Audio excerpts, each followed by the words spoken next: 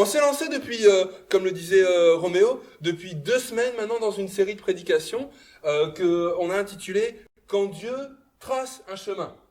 Pierre a parlé de Joseph, Quentin la semaine passée a parlé de Samson, et l'idée c'était de voir comment ces personnages que tout le monde connaît ont été appelés par Dieu, et pour faire quoi? Afin d'en tirer des leçons pour nos propres vies et d'être prêts nous-mêmes à rentrer dans l'appel de Dieu sur notre vie.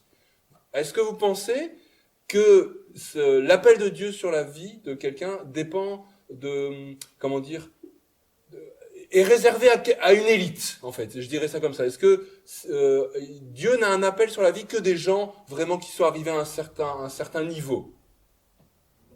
Non, effectivement. Donc, je suis content, la base, elle est là. Non. Chacun d'entre nous, chaque être humain, est sa création, sa créature, et donc il a un plan parfait, différent pour chacun d'entre nous. Bien évidemment, certains seront peut-être plus glorieux dans le sens, vont faire des grandes choses, et d'autres se tiendront peut-être dans l'ombre, mais chacun a un plan précis, dessiné pour sa vie, selon Dieu. C'est ce que nous dit Éphésiens. Nous sommes son ouvrage, ayant été créés par Jésus-Christ pour de bonnes œuvres que Dieu a préparées d'avance. Et dans le monde populaire, il y a une admiration justement pour les héros sans faille. Alors j'en ai quelques-uns, est-ce que vous les reconnaissez? Presque. Superman, Tintin, Astérix. Et je sais pas vous, mais j'aime pas trop ces héros-là. Pourquoi? Parce qu'ils sont tellement parfaits, tellement irréprochables, tellement sans défaut, qu'on a du mal à s'identifier à eux. Vous trouvez pas? Ils sont parfaits, ces gars-là, et moi je suis tellement pas comme eux. Et j'aimerais vous montrer maintenant quelques héros qu'on appelle plutôt des anti-héros. Des gens qu'on aime détester, ou qu'on déteste aimer, mais que je trouve attachants. Alors est-ce que vous reconnaissez celui-là? Ouais, moi moche et méchant, donc Gru, ouais. Alors Gru, il est, comme son nom l'indique, moche et méchant. Pourtant c'est le héros de son film. Un autre? Megamind. Alors là, c'est un super méchant, mais il est au centre du film. Ou un dernier, Ralph. Alors là, je visais un public plus jeune, mais j'aime bien ces héros, parce que c'est des anti-héros. C'est comme je vous dis, ils sont pleins de défauts. On aimerait peut-être même pour certains, même pas les avoir comme copains, tellement ils sont désagréables parfois. Et pour nous les adultes, il y en a d'autres que vous connaissez. Il faut que je vous parle, Dr House. Sœur Augustine croit en des choses qui n'existent pas. Je pensais que c'était une des conditions requises pour faire votre boulot. Alors, au lieu de la consoler, quand elle dit, ben oui, celle que vous soignez, elle croit des choses, il dit, ben je pense que c'était... Alors, Dr House, ça fait un peu exploser les codes quand c'est sorti cette série, parce que c'est un médecin extrêmement désagréable. Aux antipodes de notre frère Roméo, vous voyez? Et aux urgences, on est content que c'est Roméo qui nous accueille plutôt que le Dr House. Autre situation, mais même genre de anti-héros. Est-ce qu'il aurait pas le droit de péter un peu les plombs? Vous savez très bien pourquoi. Ne me provoquez pas, vous. Plus vous m'en empêcherez, plus j'en aurai envie. Ouais. Vous jouez au dur sous votre armure. Si on vous l'enlève, vous êtes quoi? Un génie, playboy, philanthrope, milliardaire. Iron Man. Et pourquoi est-ce qu'on déteste Iron Man? Il est orgueilleux, il est désagréable, il y a un but de sa personne, ouais. Un dernier qui est sans doute, je crois, mon préféré. Ah, ça fait mal. Oh, ça fait mal. Oh, bon Dieu, ça fait mal. Comment vous appelez-vous? Pivert, Victor Pivert, comme l'oiseau. Alors, Louis de Funès, il nous fait rire, il incarne toujours des rôles d'anti-héros. Des gens qu'on n'aime pas, des gens qui sont désagréables. Et c'est pour ça que je vous disais, des Superman, des Astérix, des Tintins, m'intéressent pas beaucoup, moi, parce qu'ils sont inatteignables. Ils sont trop parfaits. Et dans ce genre de héros, on se reconnaît beaucoup plus, en fait. Vous trouvez pas? Parce qu'ils ont les mêmes défauts que nous, la même fragilité que nous. Et j'ai décidé, pour vous parler de l'appel, du chemin tracé par Dieu, d'aller prendre dans la Bible un anti-héros plutôt qu'un héros. C'est assez facile parce que dans la Bible, quand on regarde, il y a quasi que des anti-héros. Abraham est un menteur, Moïse, David sont des assassins, Pierre est un impulsif, et pourtant tous ces gens deviennent des héros dans le royaume de Dieu, bien que ce soit des anti-héros. Alors, j'aimerais vous faire deviner de qui je vais parler ce matin, et pour ça, j'ai trouvé un jeu sympa, c'est avec des émojis. Alors, vous allez voir des émojis apparaître, et ça fait le lien avec l'histoire. Dès que j'entends la bonne réponse, celui qui le dit a gagné.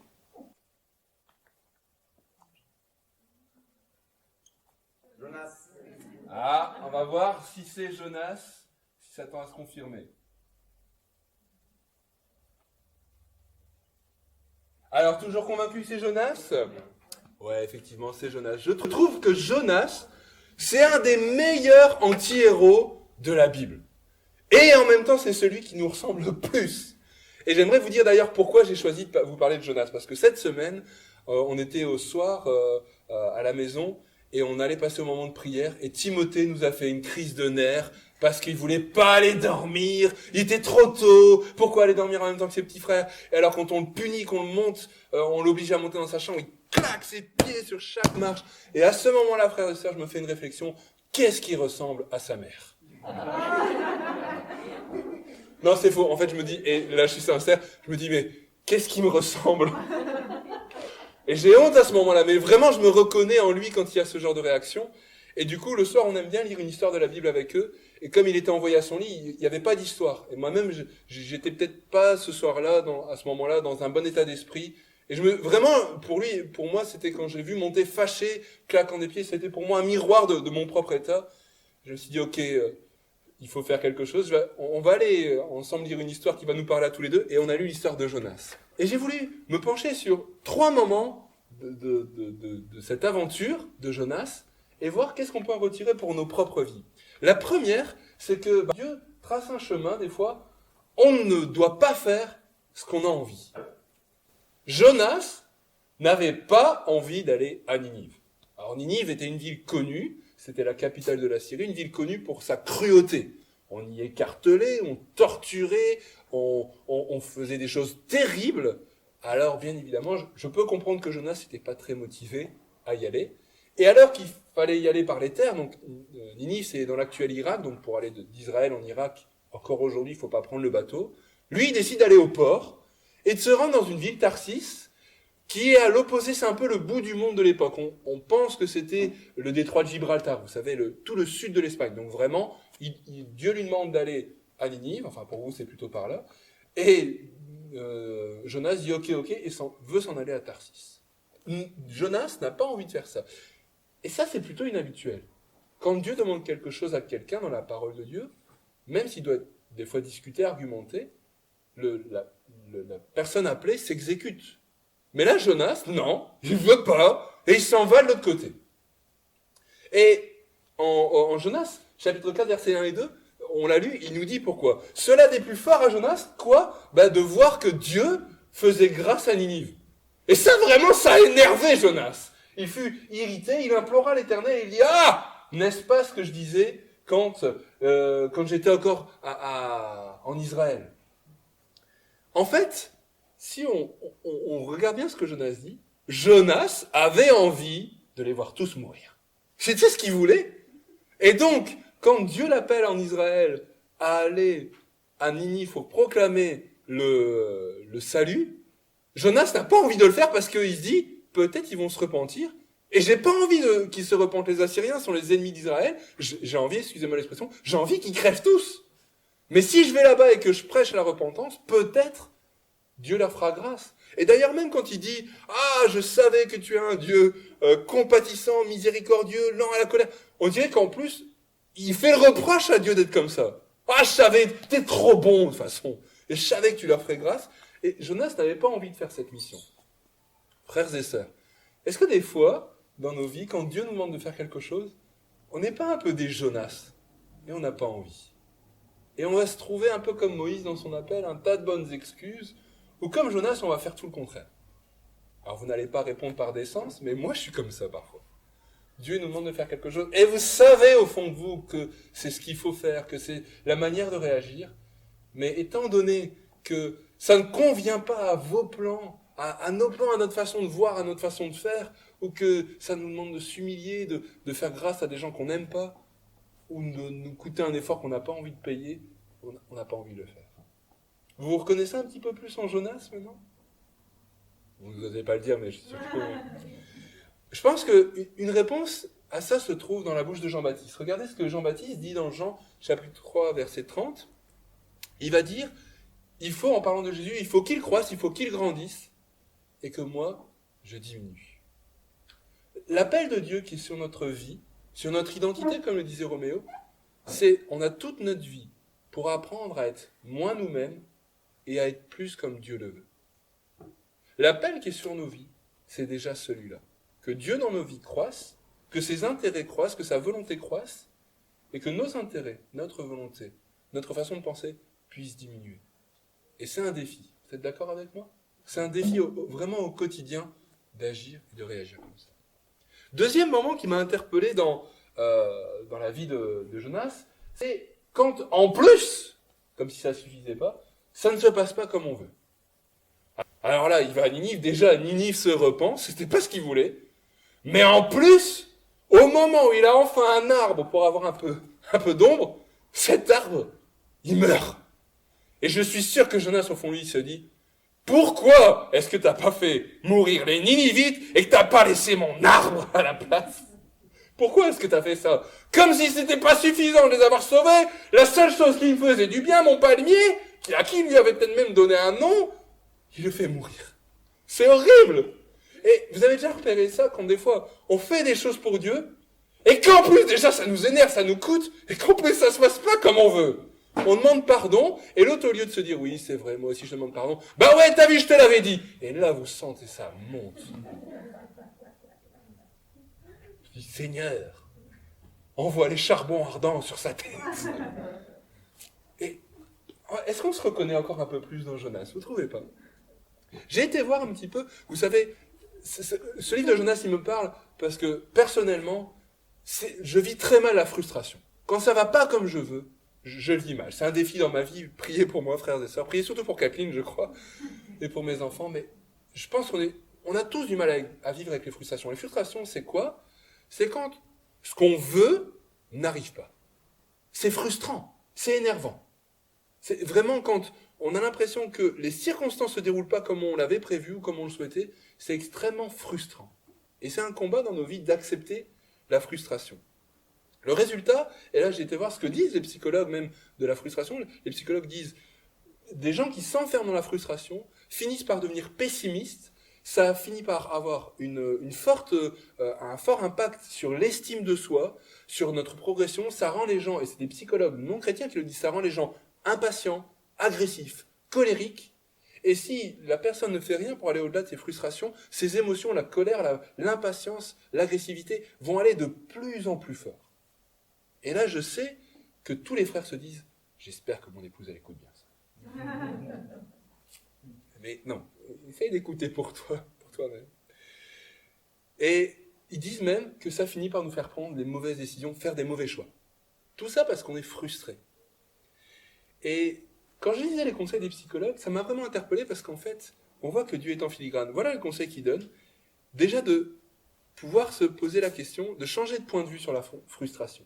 De se demander, finalement, pourquoi est-ce que je suis frustré, pourquoi est-ce que je suis contrarié? Est-ce que vous avez repéré que quand Jonas il se met en colère contre Dieu, Dieu lui répond par une question. Par quelle question? Est-ce que tu fais bien de te mettre en colère? Et vous savez, je trouve la question qui est posée par Dieu, elle est vraiment formidable. Quand quelqu'un est fâché en colère, si vous lui dites « tu devrais pas te mettre en colère » ou « pourquoi tu réagis comme ça » ou qu'on lui fait encore des reproches, vous savez, la colère, là, elle explose encore plus.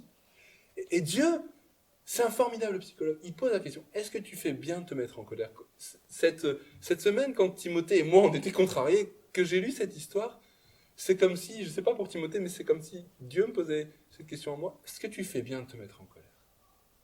Et on connaît tous sa réponse. Non. Non. Alors, lui, c'est légitime, et c'est pas un péché de se mettre en colère. Et on a peut-être des raisons de se mettre en colère. Mais la question de Dieu, c'est pas est-ce que c'est légitime? Est-ce que c'est un péché?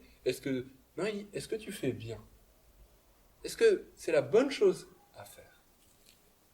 Et même le monde de la psychologie nous montre que en fait, ce qu'on est appelé à faire pour dépasser la frustration, c'est apprendre à voir les choses autrement et à voir les événements différemment. Je vous lis ce que j'ai lu dans un article de psychologie et essayez de faire le lien vous-même. Nous devons voir la situation d'un autre point de vue, par exemple, de celui d'une tierce personne qui regarderait la situation et la jugerait à sa façon pour aller de l'avant. En tant qu'enfant de Dieu, quel est le point de vue qu'on devrait adopter dans nos vies pour dépasser nos frustrations? Celui de Dieu, frères et sœurs, tout simplement. Parce que quand Jonas voit le salut des Ninivites, il se met en colère. Quand il voit le ricin détruit, il se met en colère. Dieu voit les choses tout différemment. Dieu, lui, se réjouit de ce que 120 000 hommes, sans compter les femmes et les enfants, ni les animaux, nous est-il dit dans Jonas, puissent trouver le chemin du salut. Dieu, lui, se réjouit alors que Jonas se met en colère. Et le ricin, Jonas se met en colère, mais Dieu se réjouit, et on va voir pourquoi. Juste ce verset m'a interpellé. Quand Paul, il parle aux Corinthiens, il leur raconte tout ce par quoi ils sont passés, les tribulations par lesquelles ils sont passés, et Paul fait cette conclusion. Nous avions accepté, dit Paul en nous-mêmes, notre condamnation à mort. Cela nous a appris à ne pas mettre notre confiance en nous-mêmes, mais uniquement en Dieu qui ressuscite les morts. Paul aussi pourrait dire, pourquoi est-ce qu'on a dû passer par là? Eh bien, il prend le point de vue de Dieu pour apprendre à mettre notre confiance dans le Seigneur. Et si je suis convaincu que les frustrations sont inévitables, je suis aussi convaincu qu'elles sont source de bénédiction au final. Pour qui va pouvoir, comme Paul, se dire, ok, quel est le point de vue de Dieu sur cette situation? Amen.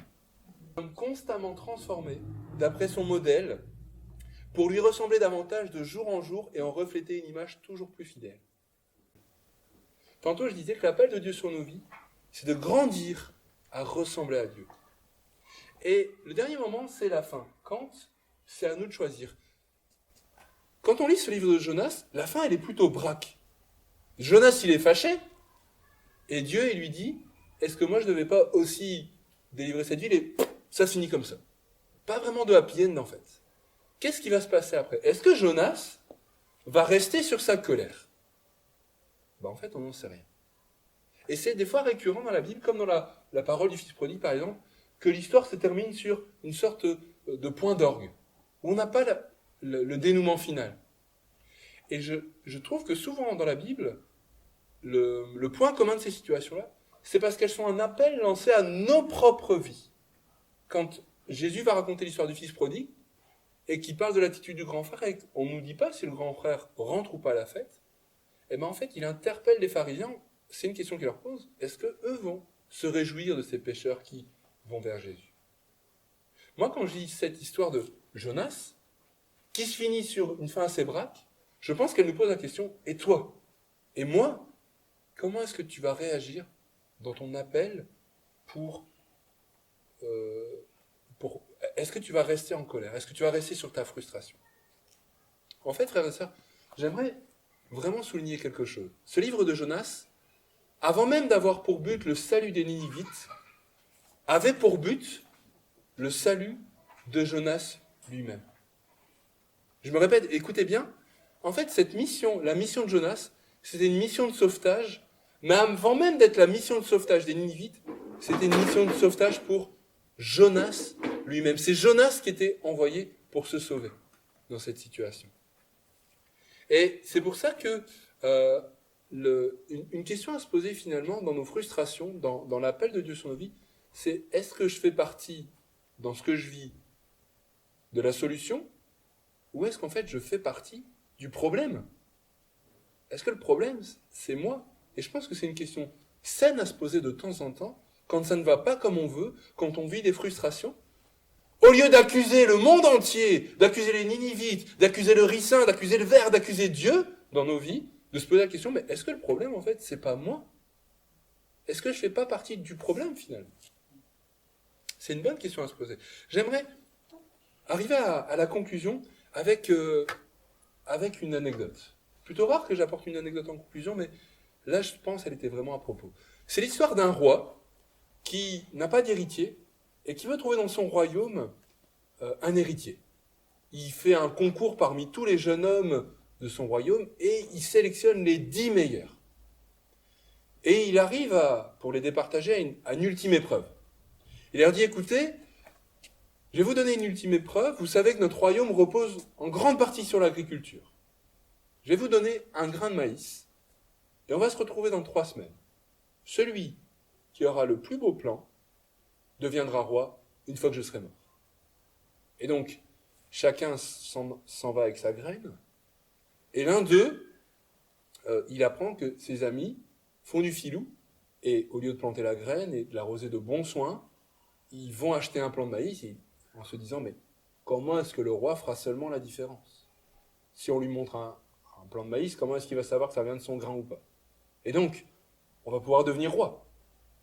Et il y en a un dont les parents ont toujours inculqué la valeur de la vérité et de l'intégrité. Et donc, il plante sa graine dans la meilleure terre. Il l'expose vraiment vers le meilleur des plants, l'arrose juste comme il faut, mais de l'engrais, vraiment, fait tout ce qu'il peut. 1 jour, 2 jours, 3 jours, 5, 10 jours passent, 14, on arrive bientôt au bout de 3 semaines et rien ne naît de cette terre. Et quand il voit ses adversaires, avec leurs plans qui en plus sont frauduleux, il se dit, je ne peux pas arriver devant le roi avec ça, il va me jeter en prison. Mais ses parents lui disent, non, ne cède pas à la tentation. Parce que on t'a toujours inculqué les vraies valeurs. Et si Dieu ne veut pas que tu deviennes roi, eh bien, soit. Et au bout de 3 semaines, rien n'a poussé. Et il arrive, et c'est le seul à arriver devant le roi, avec son pot, juste avec de la terre et rien. Vraiment honteux. Et le roi passe devant chacun des concurrents, admire les plans qu'ils disent avoir fait pousser eux-mêmes, et il arrive en dernière position devant ce jeune homme, avec son pot de terre. Ce jeune homme est confus. Et là, tous les gens du royaume venus assister à la proclamation du futur roi, commencent à le huer quand il dit, je suis navré mon roi, je te demande pardon, j'ai planté ta graine, rien n'a poussé malgré mes bons soins. Il regarde ses pieds. Et le roi proclame, haut et fort devant tout le peuple assemblé, « Peuple, voilà ton futur roi », en désignant ce jeune homme avec son pot de terre. Et là, tout le royaume est dans l'effarement, et encore plus les 9 autres. Ils se disent, mais pourquoi lui? Et le roi révèle qu'en réalité, il avait donné à ces 10 hommes, ces 10 jeunes hommes, un grain de maïs bouilli qui ne peut pas germer. Et il se dit, le seul qui a été vrai, le seul qui a été intègre, c'est ce jeune homme. Et il va dire, un roi, avant d'être un grand monarque, avant d'être un homme de puissance, a besoin d'être un homme intègre. A besoin que son caractère, que sa personnalité soit en adéquation avec son rôle. Et je pense, frères et sœurs, que dans notre société, dans notre monde actuel, on vit dans un monde qui est obsédé par le succès et que beaucoup recherchent le succès finalement à n'importe quel prix. Vous ne trouvez pas? Et on se dit souvent que finalement la fin justifie les moyens. Que le but justifie les procédés qu'on va pouvoir utiliser. Frères et sœurs, dans le royaume de Dieu, c'est faux. Et c'est pour ça que quand Pierre a parlé de cette série de comment est-ce que les gens ont été appelés par Dieu, comment est-ce qu'ils ont réagi, j'ai trouvé chez Jonas quelqu'un qui me parle, parce que je me reconnais beaucoup plus dans un Jonas que même en Jésus lui-même finalement. Parce que Jésus, c'est le super-héros vers qui on doit tendre. Mais force est de constater dans ma propre vie, si je me regarde, je suis plus un Jonas qu'un Jésus pour l'instant. Pourquoi? Parce que la Bible nous dit que pas à pas, Dieu nous entraîne à avoir un caractère, une personnalité différente. Regardez ce que Paul nous dit dans Romains. En effet, ce que Dieu a connu d'avance, il les a aussi destinés, et écoutez à quoi il les a destinés, à devenir conformes à l'image de son Fils, afin que celui-ci, donc que Jésus, soit l'aîné de nombreux frères. Et quand on parle d'appel dans nos églises, on pense souvent à qu'est-ce que tu fais pour Dieu? Et je pense qu'avant même de faire quelque chose, on est appelé à devenir quelqu'un.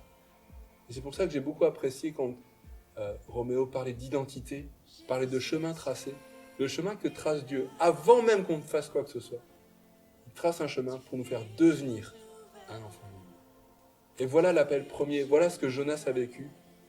C'était une mission de sauvetage pour lui, tout comme c'est une mission de sauvetage pour nous. Amen.